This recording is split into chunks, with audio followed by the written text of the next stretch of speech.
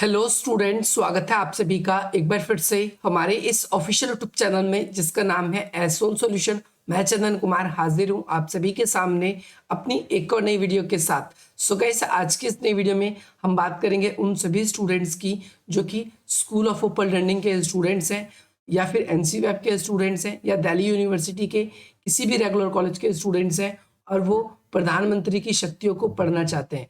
क्योंकि आप सभी की बहुत ज़्यादा डिमांड आ रही थी कि सोल के बच्चे जो सेकंड सेमेस्टर के हैं और उनके पास में पॉलिटिकल साइंस का सब्जेक्ट है, वो बीए प्रोग्राम कोर्स के स्टूडेंट्स हैं कि सर हमारा 28 अगस्त को ये लास्ट पेपर बचा है। जिस तरीके से आपने हिस्ट्री और अदर सब्जेक्ट के इंपॉर्टेंट क्वेश्चन बताए थे और वही हमारे एग्जाम में आए, ऐसे क्वेश्चन सर हमें बता दीजिए। तो आप सभी की ऑन डिमांड पर ये मैं वीडियो लेकर हाजिर हूँ। आज के इस वीडियो में हम डिस्कस करेंगे प्रधानमंत्री की स्थिति और शक्तियों की, क्योंकि ये क्वेश्चन बहुत इंपॉर्टेंट है और आप सभी के एग्जाम में जरूर देखने को मिलने वाला है।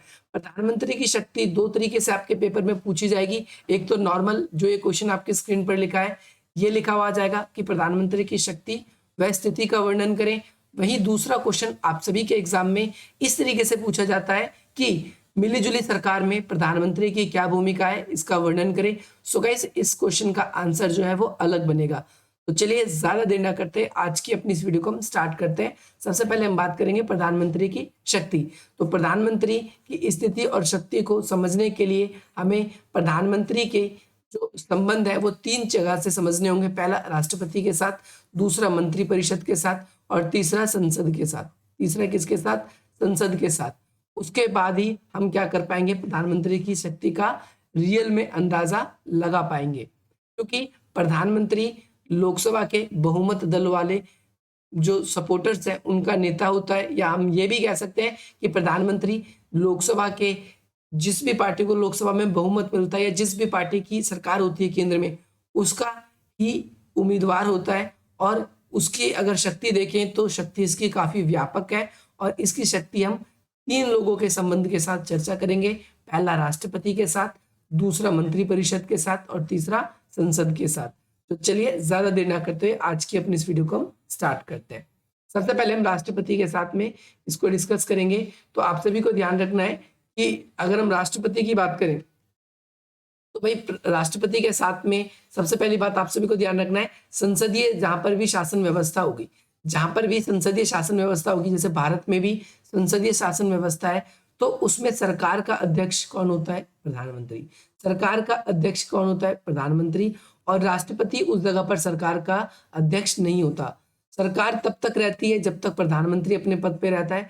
जैसे ही प्रधानमंत्री ने इस्तीफा दिया या फिर लोकसभा भंग हुई, वैसे ही सरकार गिर जाती है, फिर वहां पर राष्ट्रपति शासन लग जाता है। ये आप सभी को ध्यान रखना है। राष्ट्रपति और प्रधानमंत्री के संबंधों की चर्चा हम निम्नलिखित दृष्टिकोण से कर सकते हैं। हम निम्नलिखित बातों के आधार पे कह सकते हैं। सबसे पहली बात करें तो आप सभी को ध्यान रखना है कि कहने के लिए प्रधानमंत्री की नियुक्ति राष्ट्रपति करता है। कहने के लिए प्रधानमंत्री की नियुक्ति राष्ट्रपति करता है, पर वास्तव में जिस व्यक्ति को लोकसभा का विश्वास या समर्थन प्राप्त है, प्रधानमंत्री वो उसके अलावा कोई और व्यक्ति बन ही नहीं सकता। अब यहाँ पर ध्यान रखना है क्यों नहीं बन सकता, क्योंकि राष्ट्रपति के पास एक पावर होती है। राष्ट्रपति चाहे तो अपनी मर्जी से प्रधानमंत्री को हटा सकता है कि भाई आप अच्छे से काम नहीं कर रहे, अब आप हट जाइए, आप दूसरे पद पे संभालिए, या फिर आपको ये पद अब खाली करना पड़ेगा कुल मिलाकर। परंतु अगर लोकसभा के सभी सदस्य प्रधानमंत्री को अगर सपोर्ट कर रहे हैं तो ऐसी स्थिति में जो राष्ट्रपति है वो खुद भी चाहकर वो प्रधानमंत्री को नहीं हटा सकता। ये ध्यान रखना है। राष्ट्रपति जो है ऐसा अपनी स्वेच्छा से ये काम को नहीं कर सकता। मोरारजी देसाई के त्याग पत्र के बाद में चौधरी चरण सिंह को प्रधानमंत्री नियुक्त किया गया था। ध्यान रखना है किसने किया था, तो ये राष्ट्रपति ने किया था। और बाकी जो लोकसभा के उस समय के अन्य सदस्य थे वो चौधरी चरण सिंह को सपोर्ट कर रहे थे। ये कब की बात है, तो 1979 के करीब की बात है, जब जनता पार्टी की सरकार थी। इसके बाद में प्रधानमंत्री को बर्खास्त करने के संबंध में भी राष्ट्रपति की जो शक्ति है वो बहुत ही ज्यादा सीमित है। प्रधानमंत्री को बर्खास्त राष्ट्रपति कर सकता है, परंतु अगर लोकसभा का उसे समर्थन प्राप्त है तो अन्य किसी व्यक्ति को वो प्रधानमंत्री नहीं बना सकता। और पिछले पॉइंट में हम डिफरेंस इस तरीके से करेंगे कि राष्ट्रपति की जो नियुक्ति होती है, और सॉरी प्रधानमंत्री की जो नियुक्ति होती है, उसमें कहीं ना कहीं राष्ट्रपति का अहम रोल होता है, राष्ट्रपति अपनी इच्छा से भी बना सकता है, जैसे और कोई ऑप्शन नहीं और लोकसभा के लोग भी उसको सपोर्ट करें तो वो बन भी सकता है, ध्यान रखना है। परंतु अगर लोकसभा के सदस्य सपोर्ट नहीं करेंगे तो ऐसा नहीं हो सकता। प्रधानमंत्री जो है अपनी इच्छा से कार्य कर सकता है। अगर प्रधानमंत्री को हटाने की कोशिश करता है तो आप सभी ध्यान रखेंगे कि वो हटा नहीं सकता। प्रधानमंत्री को यह अधिकार है कि राष्ट्रपति को महत्वपूर्ण नियुक्तियों के संबंध में परामर्श दे सकता है। जैसे फॉर एग्जाम्पल आप सबने देखा होगा कि विभिन्न राज्यों में राज्यपाल होते हैं, इनकी नियुक्ति राष्ट्रपति करता है। अटॉर्नी जनरल होते हैं, उनकी जो नियुक्ति है वो राष्ट्रपति करता है। महालेख परीक्षक होते हैं, उनकी नियुक्ति राष्ट्रपति करता है।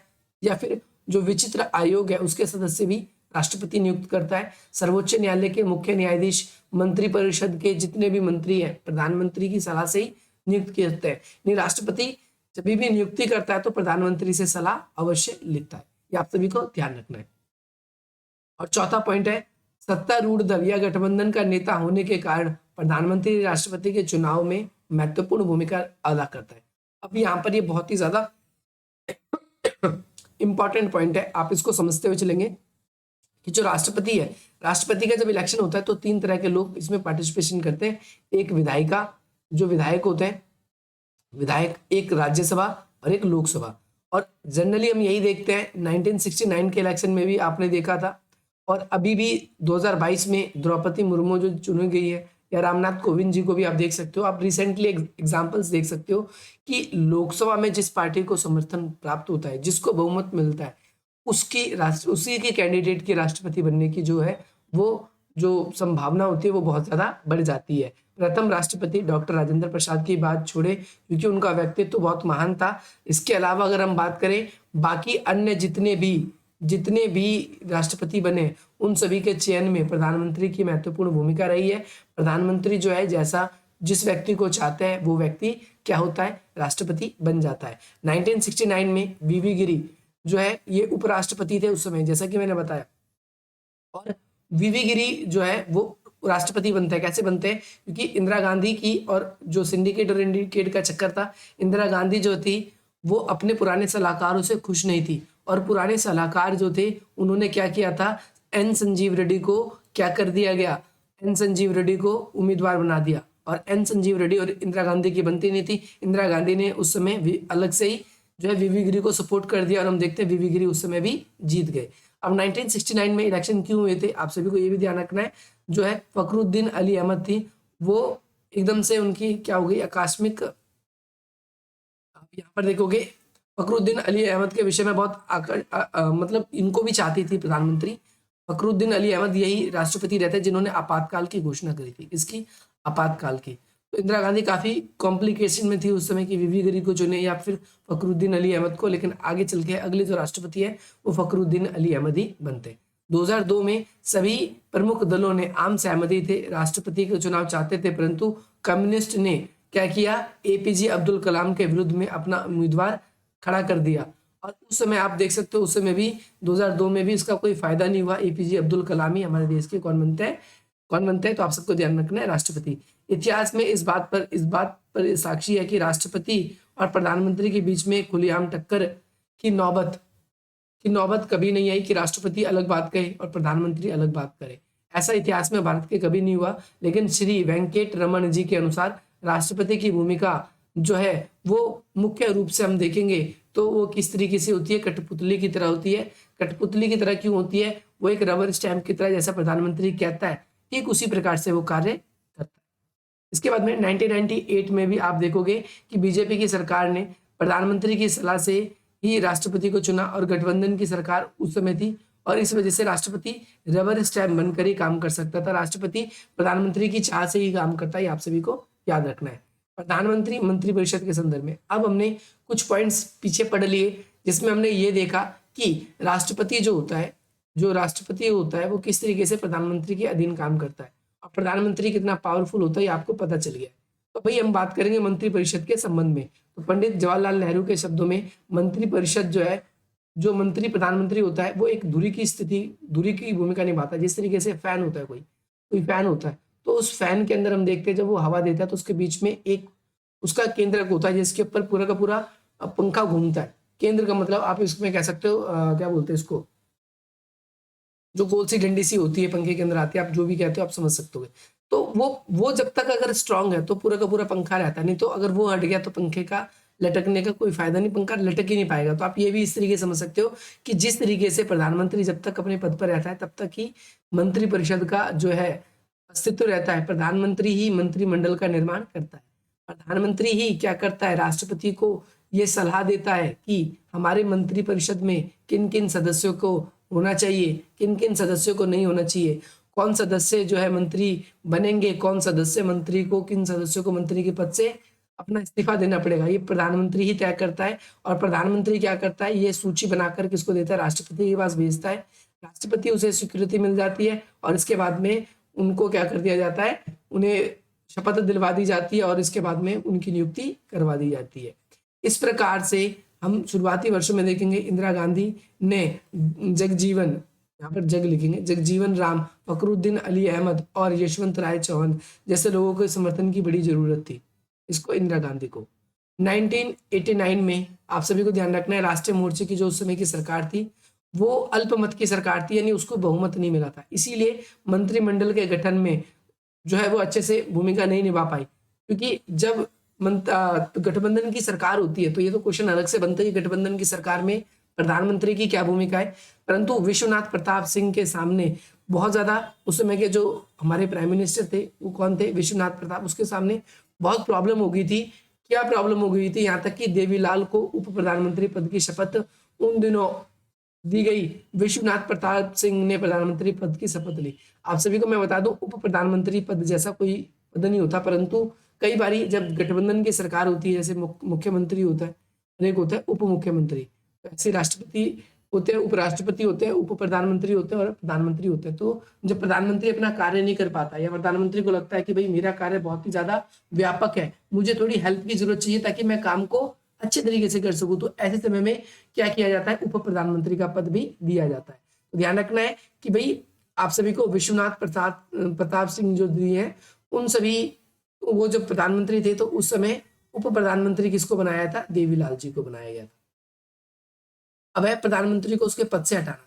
अब देखिए हम प्रधानमंत्री को हटाने का कोई ना कोई कारण होना चाहिए, उसकी अयोग्यता को जो दर्शाए, या फिर ऐसा भी हो सकता है कि वो अपनी नीतियों का जैसा उसको काम करना चाहिए वो उस हिसाब से काम नहीं कर रहा, और उस हिसाब से काम नहीं कर रहा या प्रधानमंत्री उसकी नीतियों से सहमत नहीं है, तो ऐसे में क्या होगा, ऐसे में प्रधानमंत्री क्या करता है कि भाई उस मंत्री को उसके पद से हटने के लिए कहता है। परंतु कभी ऐसी भी सिचुएशन बन सकती है कि भाई वो प्रधानमंत्री को मना कर दे कि भैया हम तो नहीं हटेंगे, ठीक है। तो ऐसी स्थिति में जो प्रधानमंत्री होता है वो राष्ट्रपति को कंप्लेन करता है, राष्ट्रपति को क्या करता है, कंप्लेन करता है, और राष्ट्रपति उसे बर्खास्त होने के लिए क्या कर देता है, ऑर्डर दे देता है, क्योंकि राष्ट्रपति ही मंत्री की नियुक्ति करवाता है और मंत्रियों को हटाता भी है।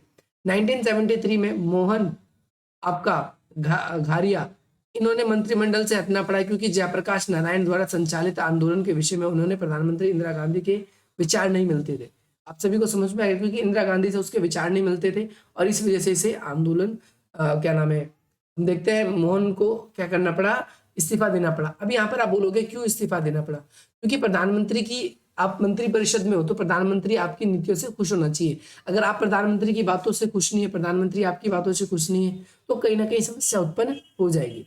इसीलिए 1978 में जो चौहान सिंह और जो है राजनारायण सिंह को मंत्रिपरिषद से इसलिए हाथ धोना पड़ा क्योंकि उन्होंने मोरारजी देसाई के बीच में, उनके बीच में गहरे मतभेद चल रहे थे, और अप्रैल 1987 में रक्षा मंत्री विश्वनाथ जो है प्रताप सिंह, उन्होंने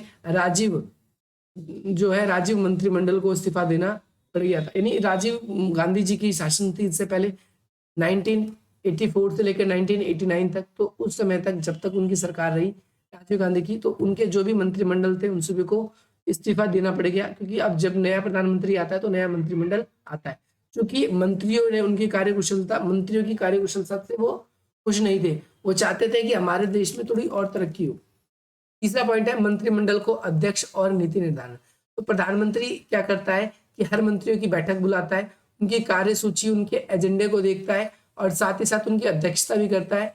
और आपको ये भी ध्यान रखना है फैसले या नीति निर्धारण करने में कहीं ना कहीं प्रधानमंत्री जैसों की भी बहुत भूमिका होती है, और प्रधानमंत्री के सामने ही हर एक मंत्री क्या करते हैं, अपनी बातों को रखते हैं। फिर प्रधानमंत्री हमारे देश का क्या करता है, उसको दूसरे देशों के सामने अपनी बातें रखता है। अगर दोनों के बीच में युद्ध हो जाता है तो दोनों युद्ध करते हैं, अगर नहीं होता तो वो युद्ध नहीं करते। ये आप सभी को ध्यान रखना है।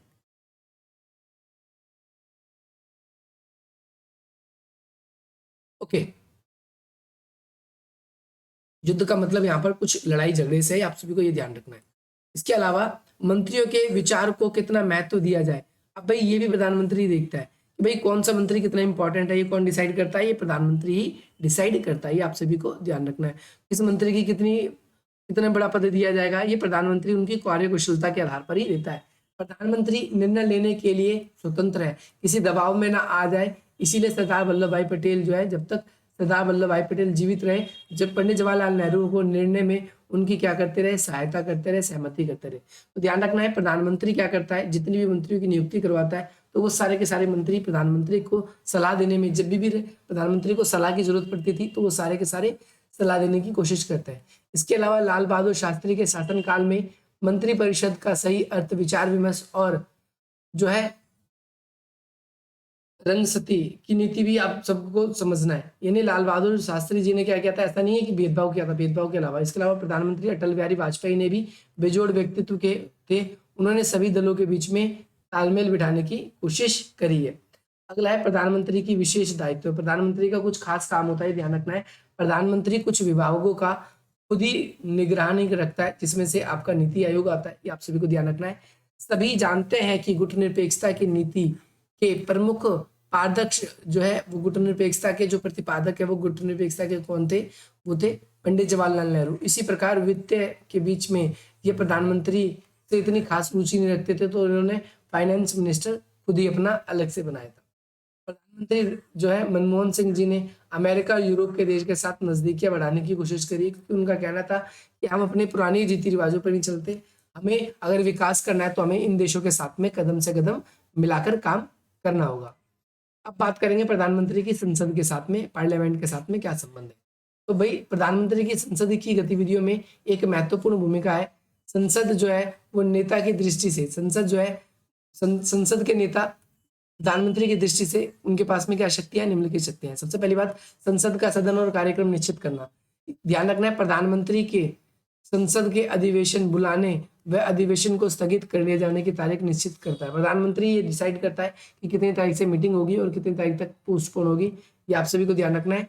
इसके अलावा लोकसभा की जो कार्यवाही किस प्रकार की है, यानी लोकतंत्र की जो कार्यवाही है,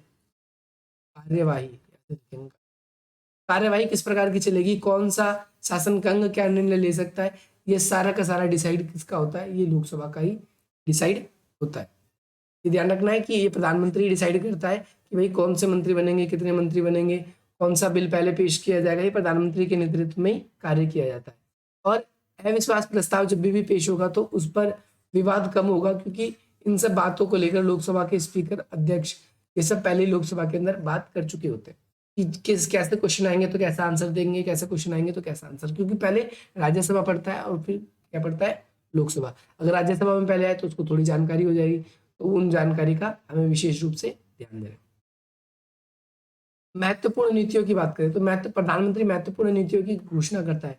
इंदिरा गांधी के शासनकाल से लेकर हम बात करेंगे लाल बहादुर शास्त्री, पंडित जवाहरलाल नेहरू और डॉक्टर जो है मनमोहन सिंह, साथ ही साथ हमारे नरेंद्र मोदी जी। तो इन सभी के सभी ने, प्रधानमंत्रियों ने क्या किया है, केवल अपने विषय तक ही इन्होंने अपने आप को बोलबाला नहीं रखा, बल्कि अपने आप को इन्होंने दूसरे देशों के साथ भी जोड़ने का प्रयास किया है, दूसरे देशों की अर्थव्यवस्था को भी जोड़ने का प्रभाव किया है, और उन देशों से भी ये आर्थिक लाभ कमाए जा सके, इस बात को आप सभी को ध्यान रखना है।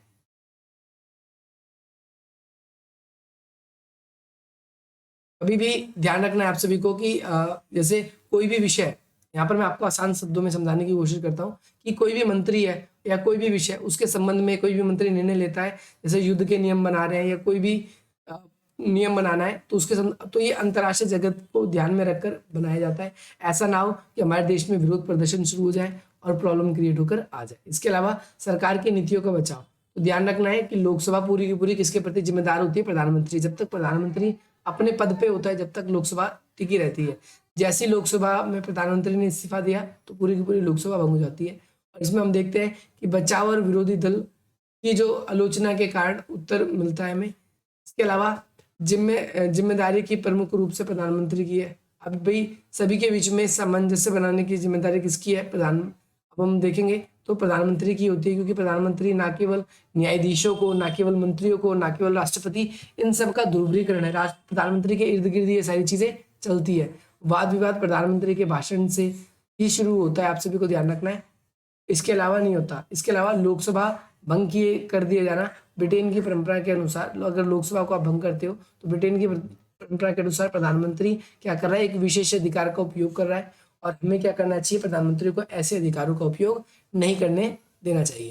आई होप आपको ये क्लियर होगा। भारत के प्रधानमंत्री का ये अधिकार है कि वह राष्ट्रपति को यह परामर्श दे सकता है कि लोकसभा भंग कर दी जाए। यानी कभी भी ऐसा लगे कि भाई ढंग से प्रशासन व्यवस्था नहीं चल रही, तो प्रधानमंत्री क्या कर सकता है? लोकसभा की सरकार को क्या कर सकता है? लोकसभा को, या फिर हम कह सकते हैं भंग कर सकता है लोकसभा को। ये राष्ट्रपति के पास में पावर होती है। अब ये अलग क्वेश्चन बनता है और उसके बारे में हम अलग से डिस्कस करेंगे। आई होप आज की इस वीडियो से आप सभी को वैल्यू मिलेगी, और इसी प्रकार की इंटरेस्टिंग वीडियोस पाने के लिए आप हमारी वीडियो को लाइक करेंगे, अधिक से अधिक तक शेयर करेंगे। और ये आप सभी के लिए हमारी ओर से आप सभी के लिए नंबर है, अगर आप इन नंबर्स के थ्रू हमसे जुड़ना चाहते हैं तो आप हमसे जुड़ सकते हैं। बाकी मिलते हैं आप सभी से अपनी अगली वीडियो में। जय हिंद, जय